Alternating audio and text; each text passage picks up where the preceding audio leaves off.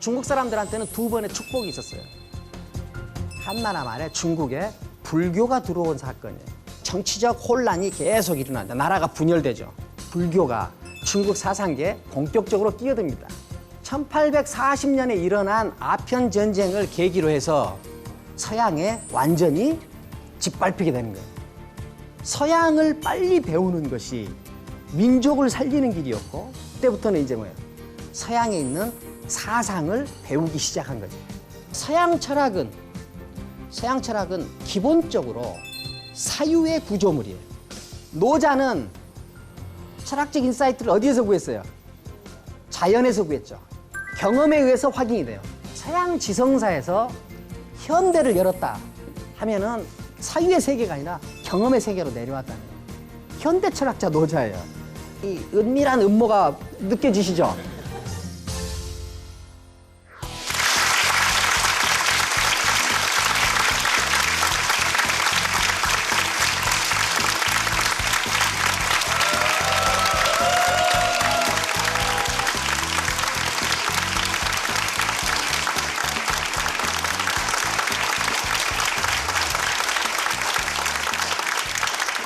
안녕하세요. 네. 제가 전번 시간에 그 동양과 서양을 비교하고 근대와 현대를 비교한 이유는 노자 철학의 특색이 무엇인가를 좀 더 분명히 하기 위해서였습니다. 왜냐하면 그 노자처럼 그 다양한 해석 앞에 무방비 상태인 그런 철학자도 드물 거예요. 그래서 되도록이면은 노자 철학이 어떤 그 맥락 속에 있는가, 어떤 구조에 있는가 하는 것을 분명히 좀 드러내 보여주고 싶어서 BC 50만 년 전부터 길게 이야기를 했고, 또 여기서는 또 멈춰가지고 동서양을 비교하는 그런 장황한 그런 작업을 하고 있습니다. 지금 그 아편 전쟁 이야기도 하고, 또 우리가 격이불교 이야기도 또 했죠. 가만히 이제 끝내고 돌아가서 생각해 보니까 상당히 큰 얘기들을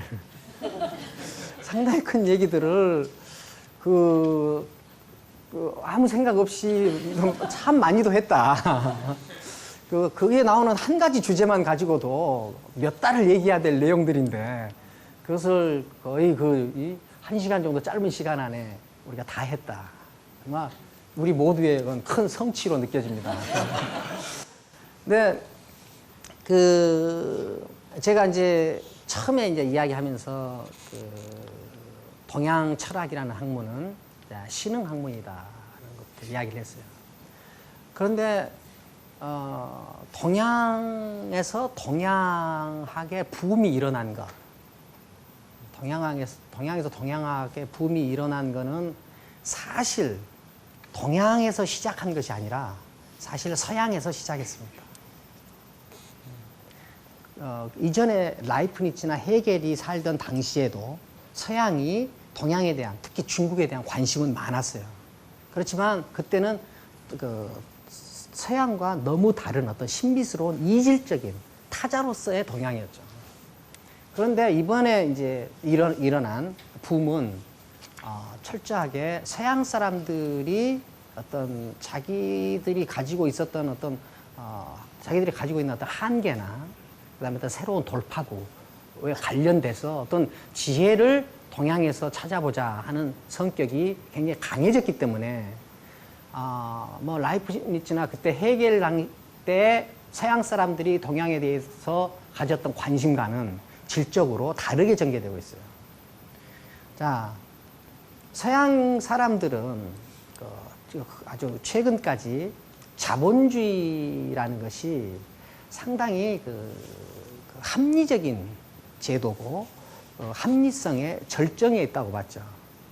그래서 자본주의가 발달했느냐 발달하지 않았느냐로 서양 사람들은 그 한 사회의 어떤 합리성의 성숙도, 합리적 성숙도를 가늠하기도 했어요. 그래서 막스 베버라는 사회학자는 다 익히 들어서 아시겠죠. 그 학자는 중국이나 인도 또는 유대 지역에서 자본주의가 발달하지 않은 이유는 기독교 윤리, 그 프로테스탄티즘이 없기 때문이다라고 이제 이렇게까지 이야기를 했죠. 그래서 서양 사람들은 자기들이 가지고 있는 합리성의 최고 척도인 자본주의를 잘 발달시키고 있기 때문에 자기들이 상당히 합리적인 사회고 합리적인 철학을 가지고 있다고 생각을 했죠. 그런데 갑자기 아시아에서 일본을 위시한 4마리 용이 생겨났죠. 근데 그 아시아의 경제 발전이 서양 사람들 눈에는 상당히 생소하게 보이는 거예요. 어떻게 기독교 윤리가 없는 사회에서 자본주의가 저렇게 빨리 나타나는가? 단순히 자본주의 문제가 아니라 서양에서는 이미 어떤 실체관, 근대 철학이 한계에 이르렀다는 인식은 상당히 강해져 있었어요. 철학적으로 한계에 이르렀다는 것이 강해지고 있는 상황 속에서 그 사람들과 다른 철학을 가진 동양에서 경제 발전을 이루고 있으니까 이 서양 사람들은 사실 이것을 놀라움으로 바라보죠. 사실 이 사람들은 마음속에는 어떤 새로운 경쟁 상대가 대두하고 있는 거예요. 그리고 역사를 조금만 거슬러 올라가 보면은 서양이 그렇게 역사의 주도권을 잡았던 기간이 그렇게 길지 않거든요. 그런데 이제 그 기간을 길지 않은 그 기간을 잘 구가하고 있었는데 동양에서 갑자기 경제 발전을 이룬 나라들이 생겨나니까 그때 이제 서양 사람들은 이제 동양에 관심을 가지기 시작한 거예요. 이게 이제 동양학이 세계적으로 일어나게 된 어떤 직접적인 계기가 될 것입니다. 이때 이제 이 사람들은 이제 중점적으로 유교에 집중적에서 이제 관심을 가지게 됐죠. 그래서 그때까지 서양 사람들의 시각에 잡힌 유교는 상당히 이질적인 어떤 것으로 보이기 시작하죠. 그런데 이 이질성을 저는 어떤 잘못된 판단이라고 생각합니다. 유교 철학하고 서양의 어떤 모더니즘하고는 굉장히 이렇게 닮아 있거든요. 그러니까 지금 우리가 그 동양에서도 서양을 그대로 서양 사유 그대로를 다 수용하고 있지 못하듯이 사실 서양에서도 동양에서 어떤 지적 자산이나 새로운 철학에 대한 할 수 있는 인사이트를 얻으려고 하지만 아직까지 그렇게 철저한 어떤 깊은 정확한 어떤 인식은 상호 아직 부족한 상태가 아닌가. 저는 상황을 이렇게 판단하고 있습니다. 물론 제 의견과 다른 의견을 가진 분들도 많습니다.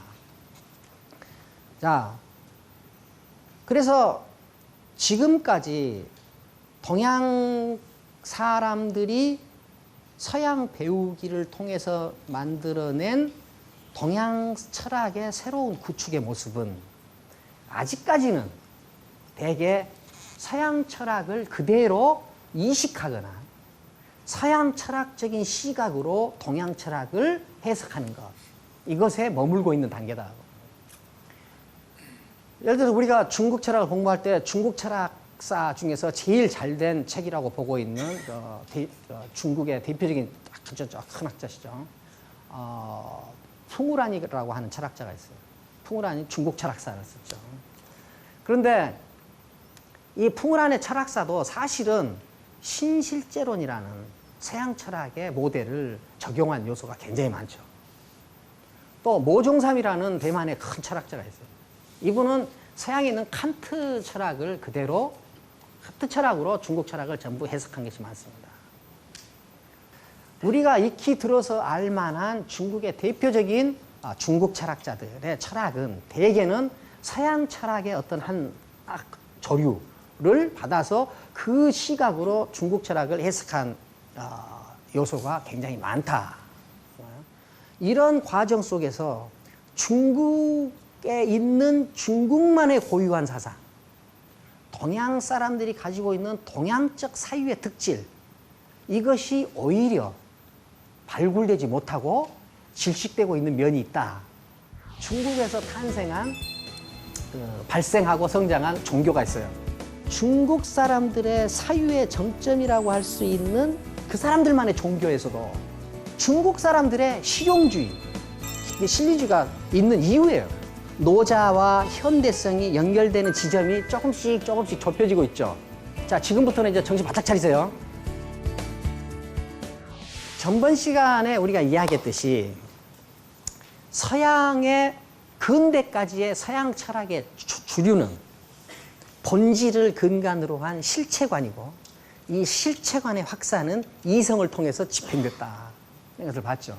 그래서 서양 철학은 기본적으로 사유의 구조물이다 하는 것까지 이야기했죠. 자, 서양 사람들이 경험의 세계, 현상의 세계, 실지 존재하는 세계, 감각의 세계를 수준이 낮은 세계로 보는 이유는 뭐예요? 여기가 변하기 때문이죠. 변하기 때문에. 운동하기 때문이에요. 그 다음에 유한하기 때문이죠. 그러니까 이거는 무한하고 완벽하고 변하지 않는 사유의 세계에 비해서는, 이성의 세계에 비해서는, 또 개념의 세계에 비해서는, 관념의 세계에 비해서는 수준이 낮다고 보는 거예요. 경험의 세계, 현상의 세계의 기본적인 특징은 무엇이냐? 변한다는 거예요. 변한다. 이 세계를 현상을 중심으로 본다 하면은 이 세계는 변한다는 것을 받아들일 수밖에 없죠. 그렇죠? 그런데 사유의 세계를 놓고 보면은 이 변하는 것을 지배하는, 변하지 않는 어떤 것이 있을 것이다 생각한단 말이에요. 이 가변적인 세계, 유한한 세계를 지배하는 어떤 세계가 있을 것이다는 이 사유의, 이 생각이 서양 사유의 기본적인 출발이에요. 자, 그러면은 우리가 공자와 노자를 가지고 이야기했죠. 공자와 노자는 그들 철학을 구조하는데, 구축하는데 기본적인 틀을, 기본적인 인사이트를 사유에서 만들어냅니까? 경험에서 만들어냅니까? 경험에서 만들어내죠. 경험에서 만들어내요. 자, 경험에서 만들어냈다 하는 거는 현상을 긍정하는 겁니까? 부정하는 겁니까? 현상을 긍정하죠. 그러니까 중국 사람들은 눈에 보이고 경험한 것이 실제의 세계라고 보는 거예요. 현상이 진실이에요. 현상이 진실. 있는 것이 진실이에요. 있는 것이 진실이에요. 자, 중국에서 탄생한, 발생하고 성장한 종교가 있어요. 그 종교가 이제 도교입니다. 도교. 그런데 이 도교는 다른 종교하고 다른 특징이 있어요. 뭐냐? 대부분의 종교는 현실을 다 떠나야 될 것으로 봐요. 현실을 부정합니다. 이 세상은 항상 떠나야 될 것. 이 세상을 떠나서 진리가 있는 저 세상으로 가는 것이 거의 모든 종교예요. 그러니까 왜요? 서양에서는 죽고 나면은 건너는 것은 뭐예요? 렛대의 강을 건너잖아요. 다 잊어버려야 돼. 그러니까 이 세상과 저 세상 사이에 단절이 있어요. 이걸 초월이죠, 초월. 그렇죠. 그런데 도교에는 현실 세계에 있는 제도가 천상의 세계에 그대로 다시 있어요. 그래서 도교는 현실 세계가 옮겨가는 거지, 현실 세계가 끊기고 현실 세계와는 질적으로 다른 새로운 세계로 가는 것이 아니에요. 자, 이런 종교 구조라면 이 사람들이 살고 싶은 세상은 이 세상이겠어요? 저 세상이겠어요? 이 세상이죠. 중국 사람들의 실용주의, 실리주의가 실리주의가 있는 이유예요. 자, 중국 사람들은 이 세상이 좋은 세상이에요. 이 세상이 좋은 세상이에요. 저 세상이 좋은 세상이 아니에요. 이 세상이 좋은 세상이에요. 진실은 여기가 있어요. 진실은 여기가 있기 때문에 여기에 있는 이 진실을 그대로 연장해 가는 것이 도교의 모습이다. 이 연장은 무엇을 매개로 해서 이루어지는가? 기를 매개로 해서 이루어져요. 기. 자, 제가 도교의 원리를 설명하려고 하는 것이 아니라 중국 사람들의 사유의 정점이라고 할 수 있는 그 사람들만의 종교에서도 현실은 끊겨야 될 것, 부정돼야 될 것, 초월해야 될 것이 아니라 현실은 끌고 연장해야 될 것으로 남는다. 이 사람들의 세계관은 무엇이냐? 바로 이 세계가 진실이라고 보는 거예요. 자, 이 세계가 진실이라고 보기 때문에 중국 사람들은 공자한테서 그렇고 노자한테서도 그렇고 사람들의 철학을 구축하는 사유의 어떤 원천, 철학의 원천은 어디에서 오는 거예요? 경험에서 오는 거죠. 경험에서 오는 거죠. 경험. 경험이 진실이에요. 경험이 진실이에요. 사유가 진실이 아니라 경험이 진실이에요. 실제 현상계로 있는 것이 진실이에요. 개념이 진실이 아니에요. 진실이 아니에요. 그러니까 이런 구조 속에서는 자, 그러면 경험의 구조 속에 있다. 실제 상황을 진실의 세계로 본다 하는 거는 뭐예요? 변화를 긍정한다는 거예요, 부정한다는 거예요? 긍정한다는 거죠. 변화를 긍정하는 거예요.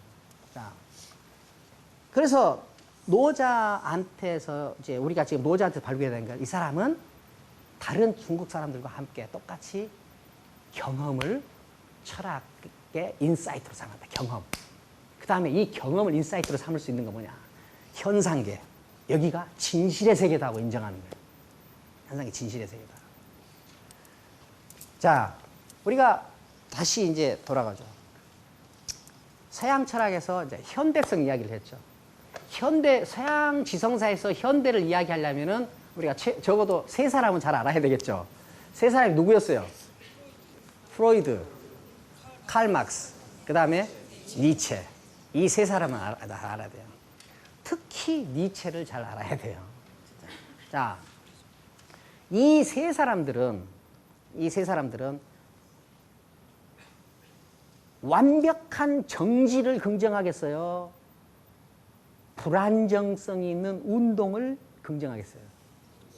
불안정성의 운동을 오히려 긍정하죠. 자, 이 현대를 이렇게 열었어요. 현대를 이렇게 연 다음에 최근에 서양에서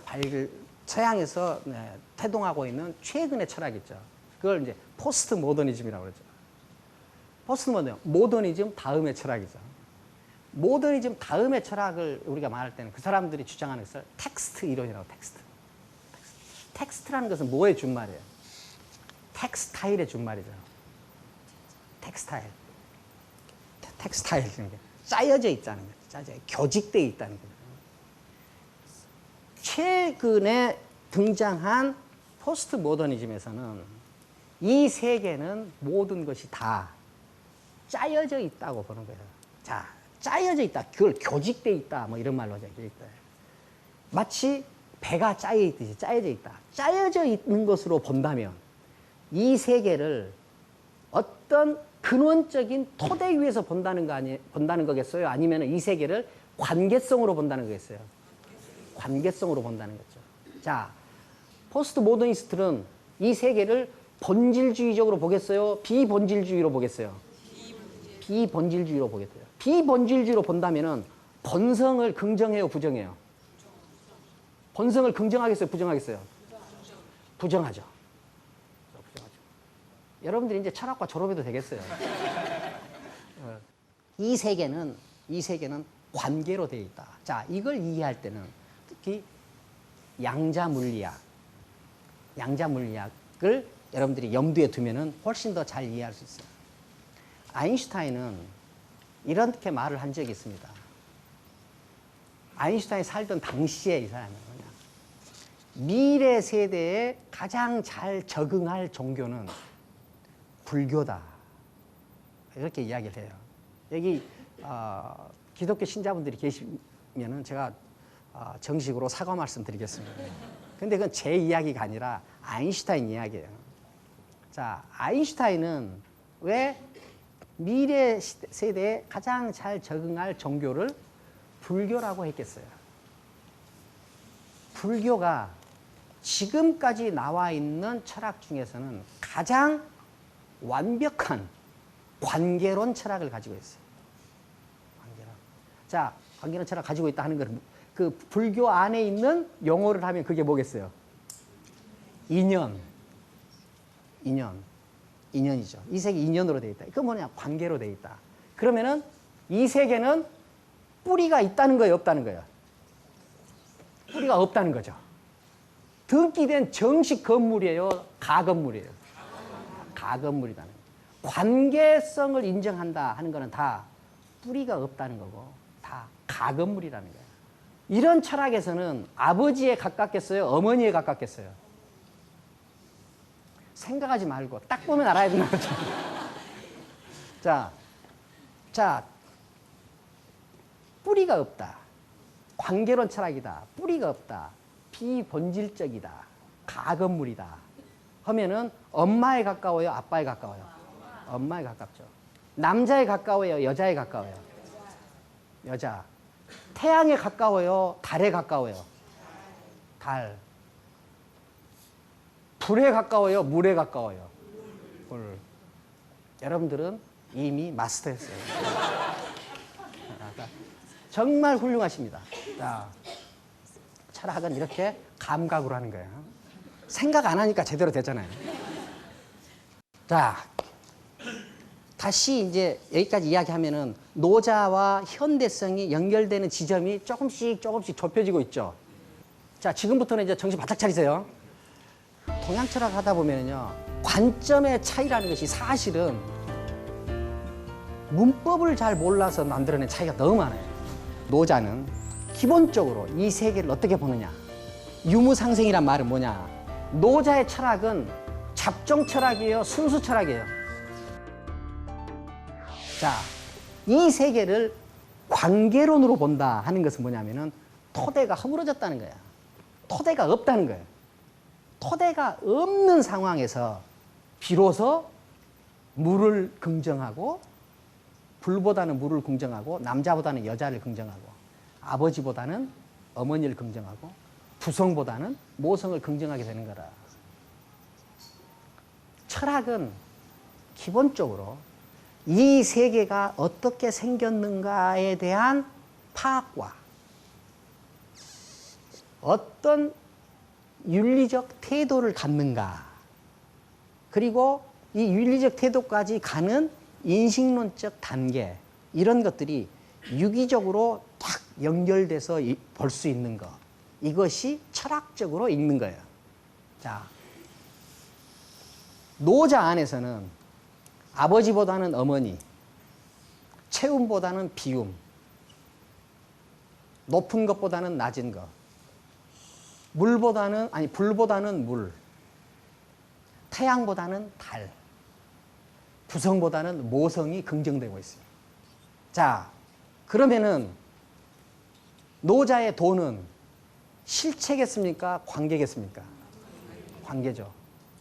실체론을 주장하면서 노자가 텅 빈 것을 주장한다, 뒤로 물러나는 것을 주장한다, 이렇게 말하면은 이거는 철학 안에서 엇갈린 거죠. 자, 노자는 기본적으로 이 세계를 어떻게 보느냐. 이 세계는 대립면, 두 대립면의 관계로 되어 있다. 그걸 뭐로 표현하냐, 노자는 유무상생이라고 표현하고 있어요. 유무상생이란 말은 뭐냐. 도덕경 2장에 나오는 말인데, 유와 무가 서로 살게 해준다, 이 말이에요. 유와 무가 상호 의존 관계에 있다. 이 세계는 유무의 상호 의존 관계로 되어 있다는 이 말을 노자는 유무상생이라고 표현했어요. 노자에서도 도가 따로 있는 것이 아니라, 노는 뭐냐, 이 세계 현상은 뭐냐, 유무상생만 있어요. 유무상생만 있는데, 유무상생이라고 만날 때마다, 이야기할 때마다 말이야, 이 세계는 유라고 대표되는 한 계열과 무로 대표되는 한 계열, 이 두 대립면이 상호 의존 관계로 이 세계가 이루어져. 이렇게 이야기하다가 그 다음 말할 때 또 그렇게 이야기하고, 그러면 힘들잖아요. 그러니까 좋아, 그거를 그냥 도라고 이름 붙여서 부르자. 그것이 바로 도라는 거예요. 자, 25장에 보면은 유물혼성이란 말이 많아요. 유라는 것은 이따 어떤 것이 말이에요. 유물은 어떤 것이 있다. 혼성, 뒤섞여서 있다. 뒤섞여서 있다.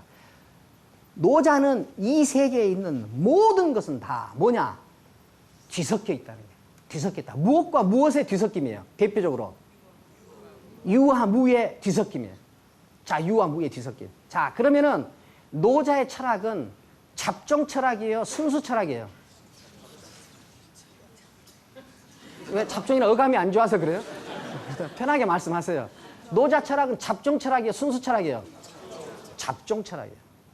노자 철학에서는 순수라는 어떤 결정체가 따로 존재하지 않아요. 이 세계에 존재하는 모든 것은 다 잡종이에요.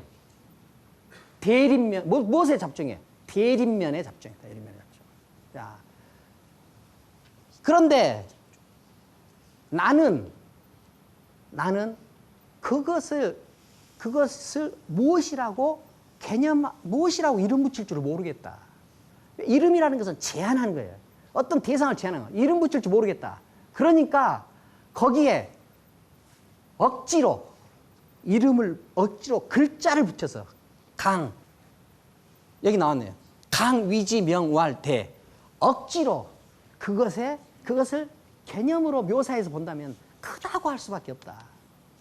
지금 여기 두 번째 글자 중요한 거예요. 억지로 거기에 글자를 붙였다는 거예요. 붙일 수 없는데 억지로 붙여요. 도라고.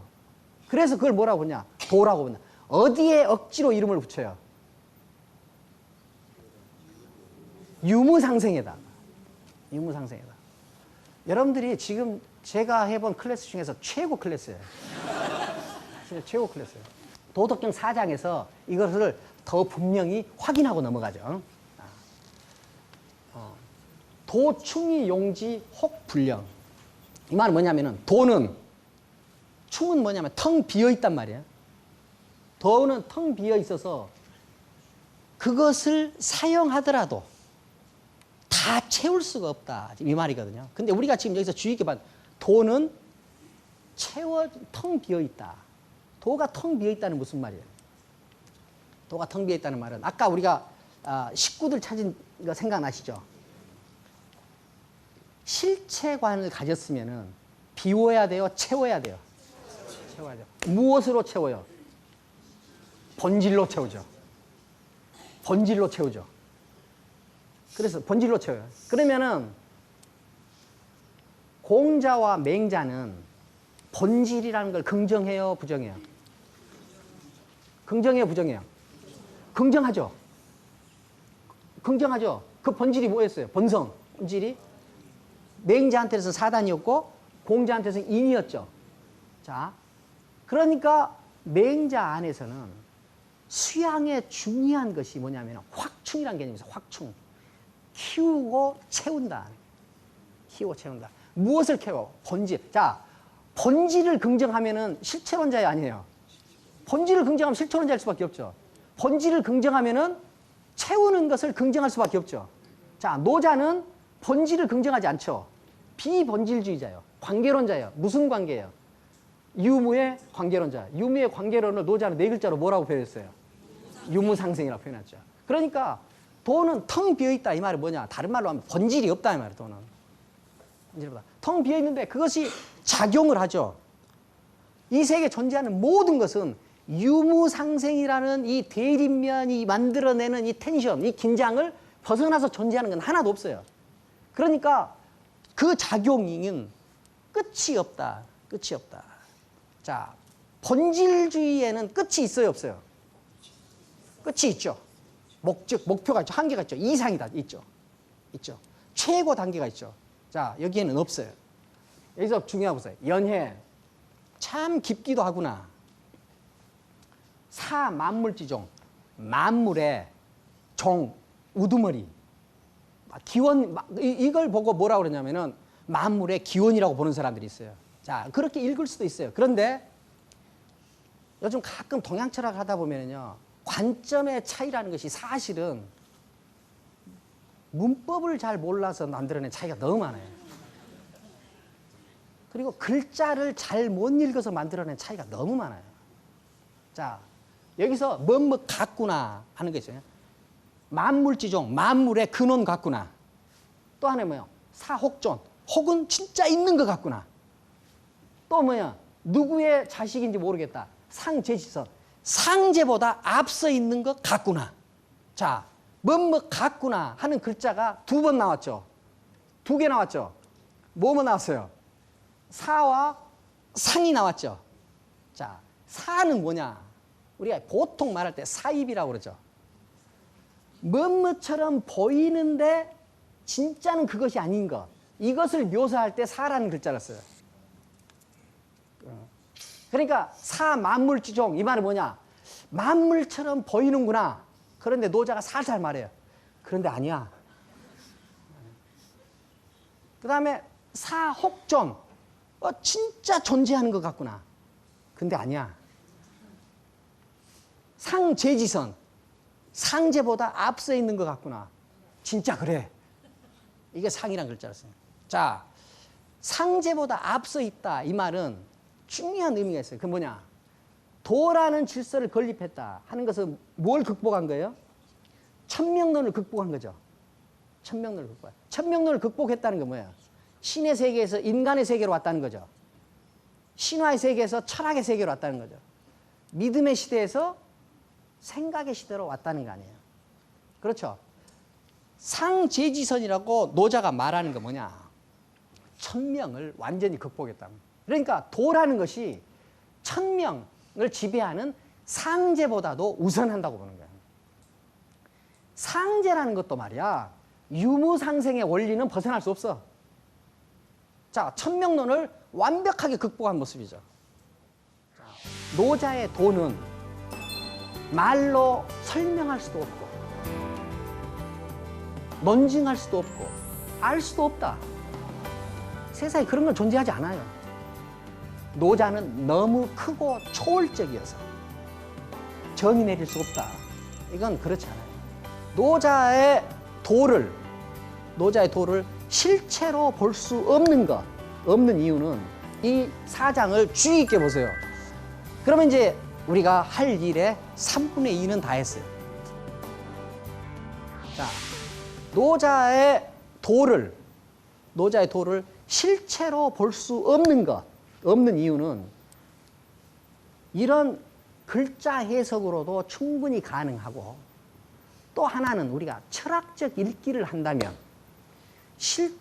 도를 실체로 해석하면서 노자 안에서 모성을 긍정하거나 계곡을 긍정하거나 텅 비움을 긍정하거나 물을 긍정하거나 할 수는 없다. 그것을 긍정했다는 것을 보면은 철학 구조상 뭐예요? 도는 실체나 본체가 아니다. 노자의 주장은 뭐냐? 이런 거예요. 이 세계는 두 대립면에 꼬임으로 되어 있다. 그래서 노자는 나는 그것의 이름을 알 수 없다. 이렇게 이야기해요. 이름을 알 수 없다. 이름을 알 수 없다. 그 말은 뭐냐면 이름을 붙일 수 있다면 어떤 것이어야 이름을 붙이잖아요. 근데 노자가 이름을 개념화할 수 없다. 정의 내릴 수 없다. 자, 실체나 본체로 해석한 다음에 노자의 도는 말로 설명할 수도 없고 논증할 수도 없고 논증할 수도 없고 설명할 수도 없고 알 수도 없다. 세상에 그런 건 존재하지 않아요. 존재하지 않아. 이 세계에 존재하는 모든 것은 설명할 수 있어요. 이 세상에 존재하는 모든 건 우리가 알 수 있어. 왜? 우리한테는 언어와 감수 능력이 있으니까. 자, 많은 사람들이 노자의 도를 실체나 본체로 설명한 다음에 노자가 이름 붙일 수 없다고 한 이 말을 대개는 노자는 너무 크고 초월적이어서 정의 내릴 수 없다. 이건 그렇지 않아요. 우리가 개념화한다, 정의 내린다는 것은 어떤 것을 정의 내린다는 건 뭐예요? define 한다는 것은 울타리 친다고 그랬죠. 울타리 치고 고정시킬 수가 없어요. 왜 울타리 치고 고정시킬 수가 없어요? 관계로 되어 있고 항상 운동하니까. 이 세계는 한 번도 정지해 있지 않고 항상 운동하니까 하나의 어떤 이름으로 이렇게 정지시킬 수가 없어요. 노자의 도를 개념화하지 못한다, 이름 붙이지 못한다 하는 거는 노자의 도가 너무 크고 초월해서가 아니라 노자의 도라는 것은 이 세계의 대립면 간의 상호 의존 관계의 운동성을 표현한 것이다. 그렇기 때문에 정지시키고 제한하는 것을 사명으로 하는 개념으로는 관계와 운동을 포착할 수 없다는 거예요. 노자가 하는 말은 그거죠. 그래서 뭐냐, 노자는 도덕경에서 승승의 불가명, 새끼처럼 꼬여 있구나. 그래서 이름 개념화할 수가 없다. 정의 내릴 수가 없다. 자, 노자는 도를 뭐로 묘사하냐면 새끼줄로 묘사해요. 새끼줄. 새끼줄은 뭐예요? 두 가닥이 꼬여 있는 거죠. 두 가닥이 꼬여 있는 거죠.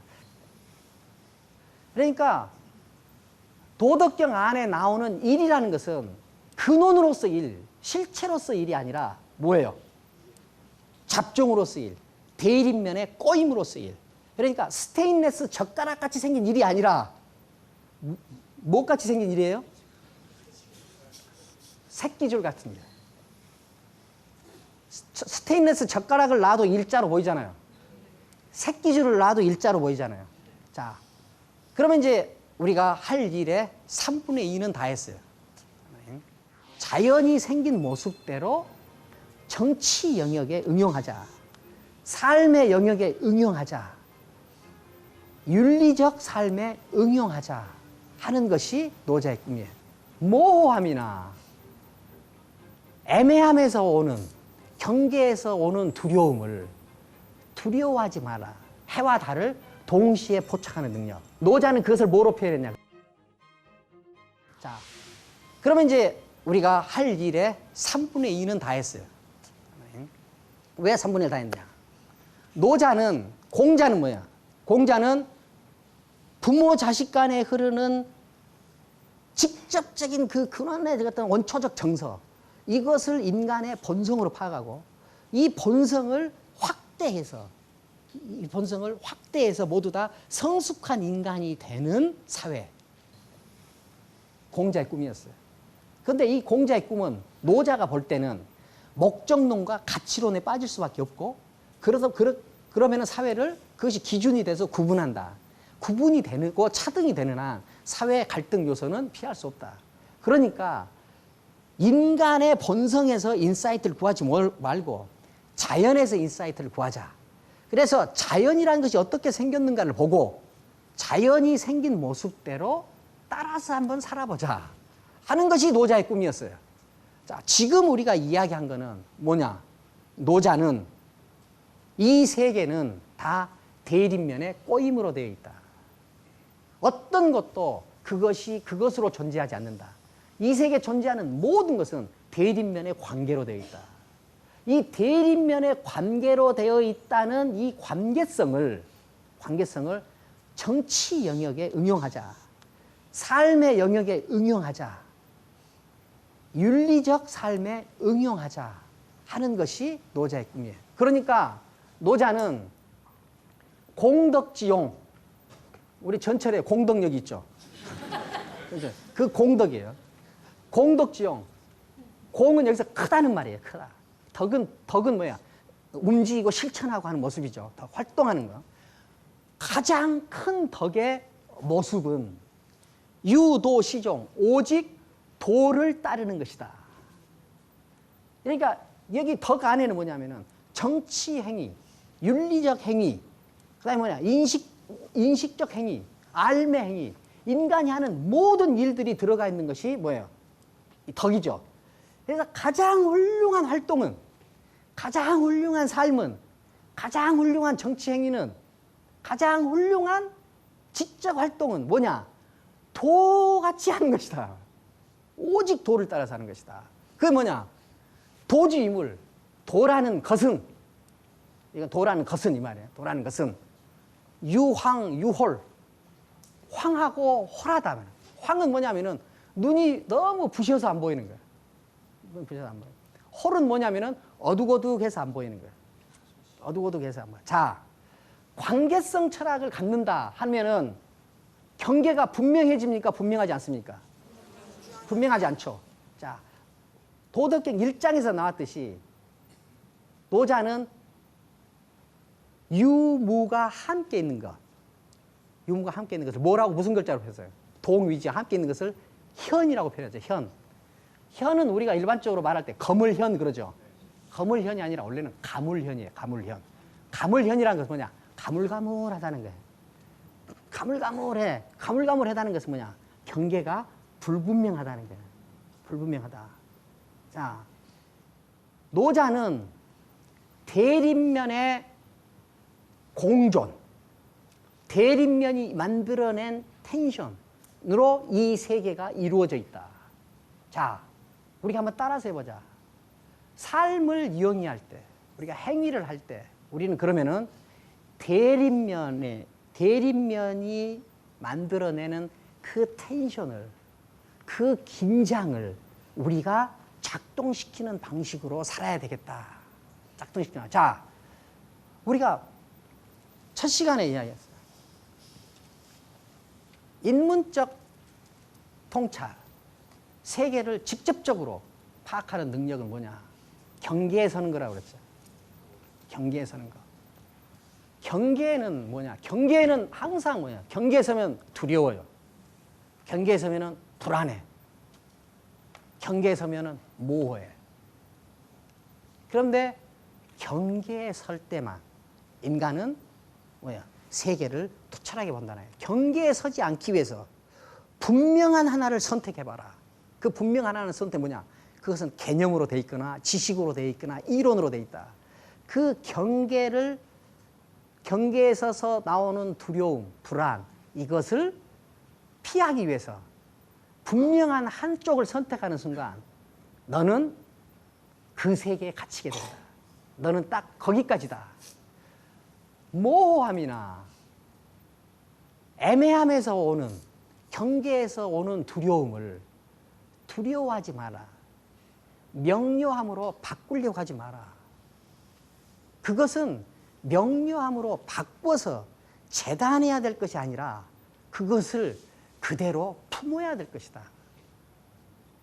그걸 품어야 될 것이다. 그 품어야 되는 것을 받아들이고 모호함, 두려움이 있는 경계에 서서 양편을 모두 품을 때 그때 나오는 인식이 바로 뭐냐? 그것이 바로 지식이 아니라 통찰이다. 노자는 그것을 뭐로 표현했냐? 그것을 밝을명이라고 표현했어요. 밝을명이라는 글자를 보세요. 밝을명이라는 글자는 해와 달이 함께네. 해만 보는 것도 아니고 달만 보는 것도 아니야. 해와 달을 동시에 포착하는 능력. 이것이 바로 명이다. 자, 오늘은 노자가 관계론 철학을 주장했다 하는 것을 이야기하는 것으로 마무리하도록 하겠습니다. 감사합니다.